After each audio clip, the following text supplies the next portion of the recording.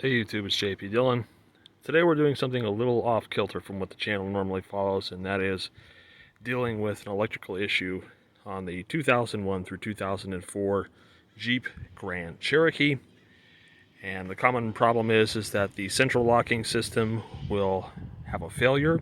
Your remote key fob will stop working. Your automatic locks when you accelerate will stop working. The automatic unlock of the doors when you shut the car off will stop working.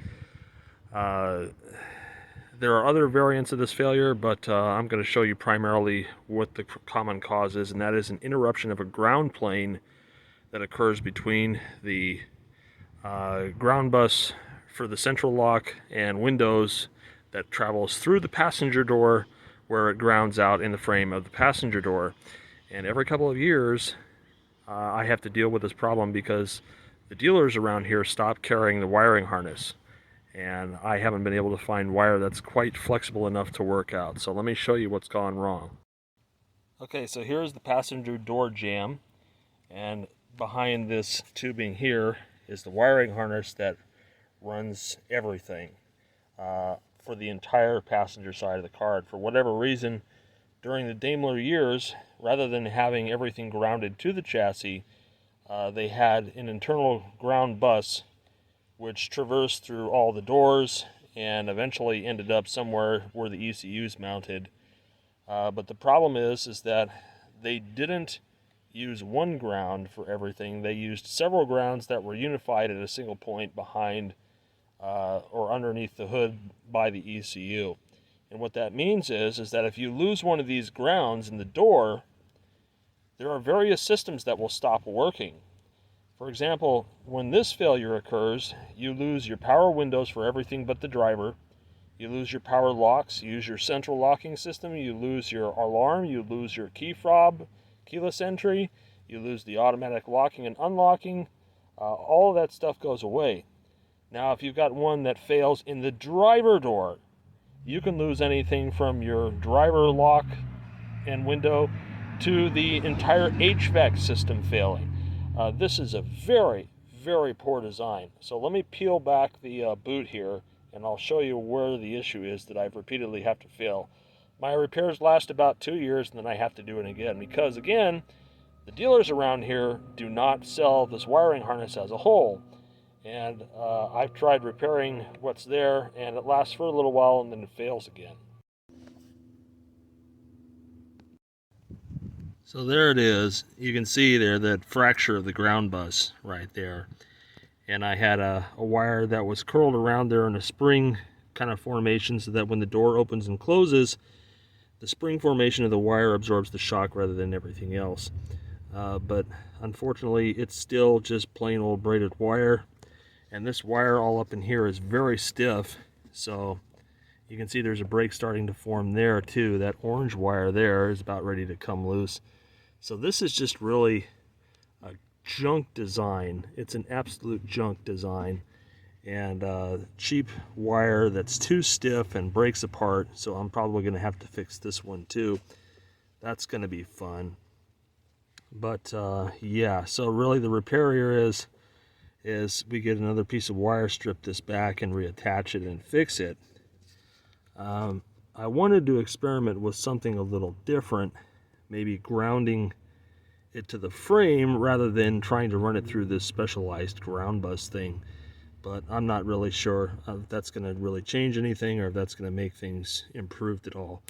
But regardless, we have to fix this problem because otherwise you have to individually lock each door and your power windows for the rest of the car, except the driver, don't work. So let's see what we can do about this. So measuring from the black wire that's broken coming out of the door jamb to the actual chassis ground, there's a 5 ohm resistance here. And if I go from the black wire coming out of the door to the chassis ground, there's almost infinite resistance.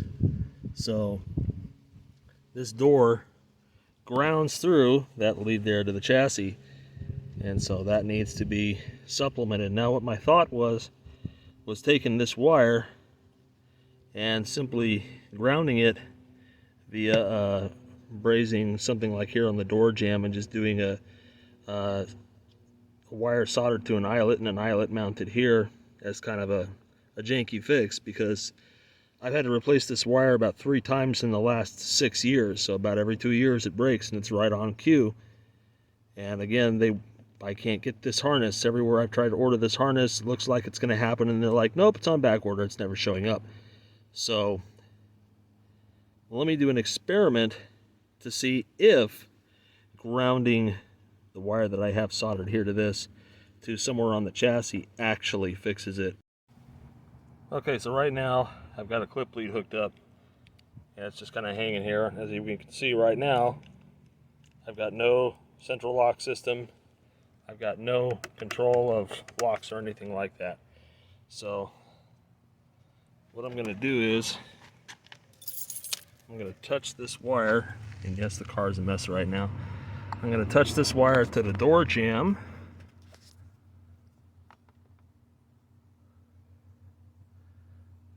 And I need to put the camera down so that I can manipulate the fob here, because I lost my clip lead. So bear with me here a second. We're going to go down here, touching this to the door jamb.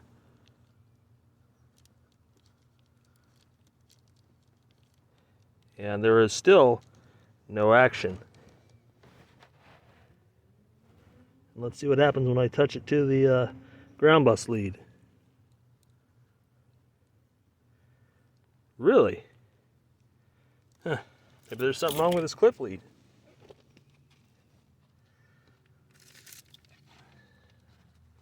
Alright, let's see if there's something wrong with this clip lead. Clip there. Nope, that clip lead's pretty good. So I'm not sure what's going on there. Maybe I just can't get a good enough grip on it. Okay, so there was actually 2 problems. I had to splice this guy back together here, this orange and white wire, which is the 12 volts constant coming in, because that one that was cracked was actually broken inside. And then I had to double up on this guy and make a splice back into this, which I'm not very confident in. I think what I'm going to end up doing is redoing this. I've already got the heat shrink on this guy ready to shrink it down, and I think I'm going to redo this ground just to make it a little more comfortable. But yeah, this wiring harness is really coming apart. It really needs to be replaced. I just need to find someone that's actually got it, and then once you do that, you have to pull back this panel and take apart a lot of the interior here to get to the other side of this. So it's not very fun, but it's got to happen, because this is just becoming a repeat problem. So let me retouch this guy up and put some heat shrink on him, and then we'll see where we go from there. Okay, so I readdressed some things. I redressed this ground, and I soldered both of these together and heat shrunk them so they don't rub. But really, I need a new harness. This is only a temporary fix. This will probably break again in a while, and the reason why is because the solder points are hard, whereas this whole thing's meant to flex. So usually the point of breakages is right at the solder points, which is why I tried to, put an extra length of wire here and go back, but that didn't really work either the second time around. And then I've got this wire which broke recently, which wasn't broke the last time.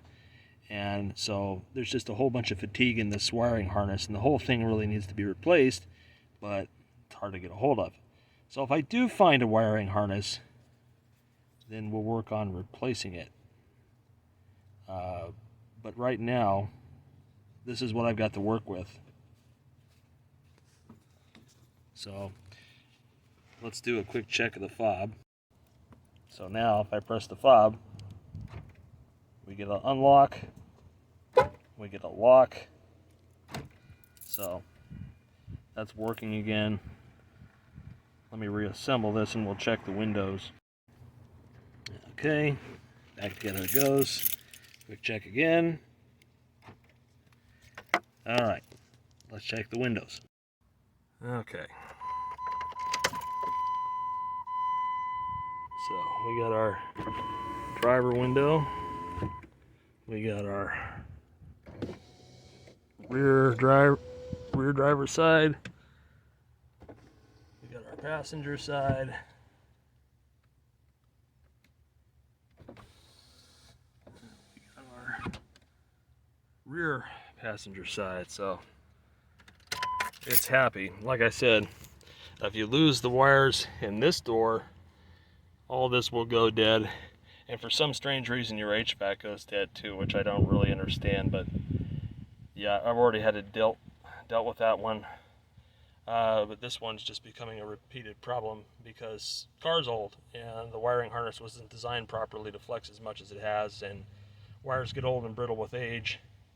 And to complicate things, as you put current through the wire, it heats up, gets cold, heats up, gets cold, it fatigues, gets brittle, it breaks. So yeah, very poor choice. It's been a while since I cracked this one open, and I'm almost afraid to. But what GM does, which I think is a little bit better design, is they have a contact plate in the door. So they have little brass nubbins that stick out here, and then they have a contact plate on the door jamb, so that when you shut the door is then energized and everything works. And plus, they don't run the central lock system through, you know, multiple different ground buses. But yeah, what a pain. So see how many miles this thing has on. I know it's like 304,000 something. So yeah, it's getting up there. It's old. 304,000, but it still runs like a dream. Idles right down. Doesn't shake, doesn't smoke. So got a little bit of valve noise, but not terrible. Compression's still about 140 everywhere. So, but oh yeah, and the oil pressure sender doesn't work. That's the other thing. There's a break in the harness there somewhere too. And Jeep HVAC systems are terrible. Every single one I've ever seen, the heat and the AC just suck. But it's working now. This is on transmission number 2, front end number 2, axle bearings number 2, front hubs number 2. I mean, it's just, I got it with really low mileage, and we've driven the piss out of it. It's our go-to car. It goes everywhere. So yeah. Anyways, that's that. Hope you guys enjoyed the video. More stuff to come.